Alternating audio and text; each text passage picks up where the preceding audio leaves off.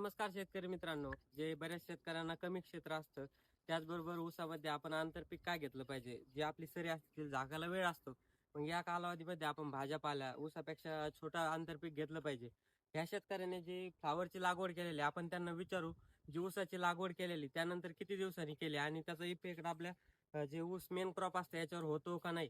आता तुम्ही जी लागवड केली गोबी फ्लावरची कधी केलेली? 16 जानेवारीला याची लागवड केली. आता ही ऊसाची लागवड सुरूची लागवड जी केली तुम्ही, हा. हिला किती दिवस झाले? ही समजा 1 ते 2 जानेवारीच्या आसपास दीड एक दीड ते- महिना झाला समजा.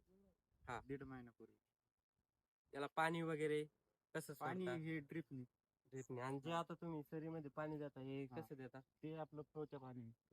तुम्ही जर अशा प्रकारे ऊस पिकामध्ये आंतरपीक भाजीपाल्यांचा वापर केला, त्याचबरोबर ऊसापेक्षा छोट्याल्या पिकाचा वापर केला, तर नक्कीच आपल्याला त्याचा फायदा होतो. धन्यवाद शेतकरी मित्रांनो. अशा शेतीविषयक माहितीसाठी आपले युट्यूब चॅनल त्याचबरोबर इन्स्टा पेजला फॉलो करायला विसरू नका.